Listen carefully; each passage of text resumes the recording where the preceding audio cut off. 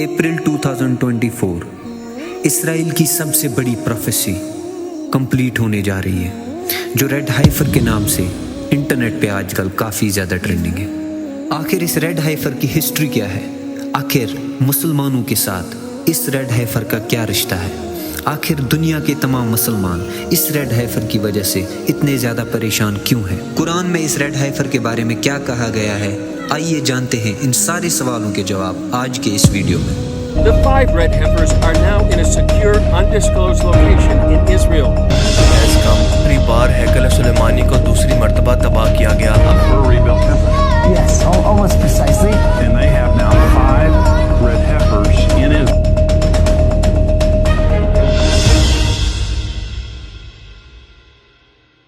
The red hyper का मतलब है रेड काउ, मतलब लाल कलर की गाय। जैसा कि आप सबको पता होगा कि मुस्लिम्स अराउंड द वर्ल्ड जो है उनका ये बिलीफ है कि एंड टाइम से पहले एक फितना आएगा जिसको हम दज्जाल के नाम से जानते हैं। इसी दज्जाल को ज्यूज मसीह कहते हैं और इसी मसीह का वो वेट कर रहे हैं। मसीह का मतलब है कि एक ऐसा लीडर जिसके पास ये पावर्स हो कि वो इनकी सारी प्रॉब्लम्स को सॉल्व करेगा, और इनका ऑब्वियसली बिलीव भी यही है कि ये मसीह आएगा और हमारी सारी प्रॉब्लम्स को सॉल्व करेगा।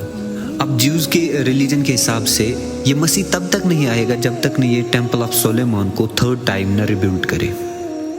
थर्ड टाइम रिबिल्ड क्यों बोल रहा हूँ मैं? क्योंकि ये जो टेम्पल ऑफ सोलेमान है ये पहले 2 बार जो है वो गिरा दिया गया था।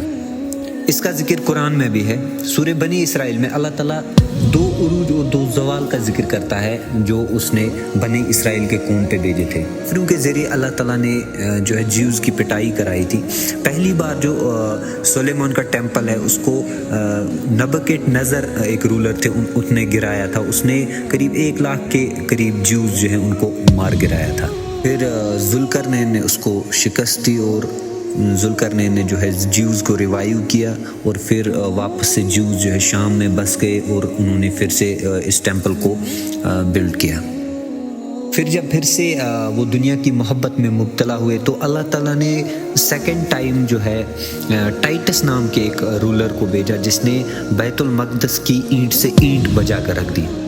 टाइटस रूलर जो था वो काफिर था, बट अल्लाह ताला कुरान में इसको ऐसे बयान करते हैं कि हमने अपने सख्त लड़ाई लड़ने वाले बंदे तुम पर मुसल्लत किए ताकि वो तुम्हारी ईंट से ईंट बजा कर रख दे। अब इस सब के बाद आज थर्ड टाइम ज्यूज़ जो है वो इस टेम्पल ऑफ सुलेमान को बिल्ड करने की कोशिश कर रहे हैं, और हैरान कर देने वाली बात यह है कि ये टेम्पल वहीं पे बिल्ड होना है जहाँ पे आज मस्जिद अक्सा है, और मस्जिद अक्सा को ये शहीद करने की कोशिश करेंगे और वहाँ पे अपना ये टेम्पल ऑफ सुलेमान जिसको हम हैकल सुलेमानी के नाम से भी जानते हैं उसको वहाँ पे बिल्ड करने की कोशिश करेंगे। अब यहाँ पे एंट्री होती है इस रेड हाइफर की। असल में ज्यूज़ को ये थर्ड टेम्पल ऑफ सुलेमान बिल्ड करने के लिए एक गाय को सेक्रीफाइस करना होगा। उस गाय का कलर जो है कम्प्लीटली रेड होना चाहिए, और इसकी ये जो रिक्वायरमेंट्स है कि ये गाय कैसी होनी चाहिए, इसकी एज क्या होनी चाहिए, वो सब चीज़ें कुरान में भी उनका जिक्र है और तौरा में भी उसका जिक्र है।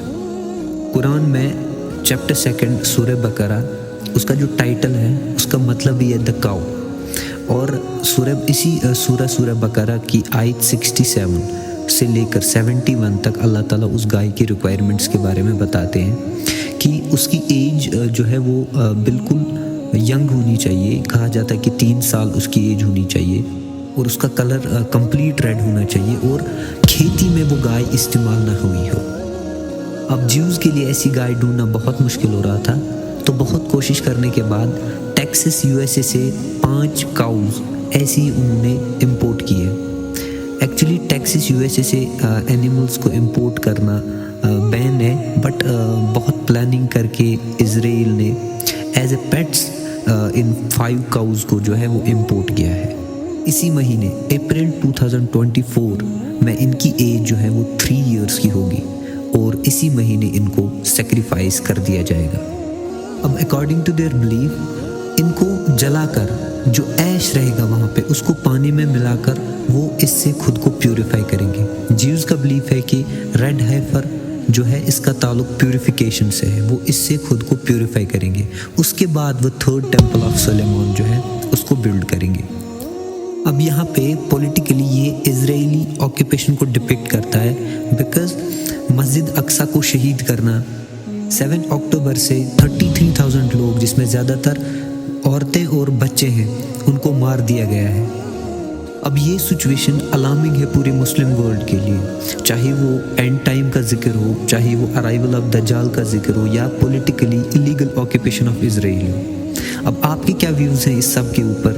مسلمز اور کرسچنز کو اس سب کے اوپر کیسے ریئیکٹ کرنا چاہیے؟ کمنٹ کر کے ضرور بتائیے گا۔ امید ہے آج کے اس ویڈیو سے آپ کو کافی زیادہ نالج ملی ہوگی۔ آگے بھی ایسے ہی نالجبل کنٹینٹ دیکھنے کے لیے آپ اس چینل کو سبسکرائب کر سکتے ہیں۔ Thank you.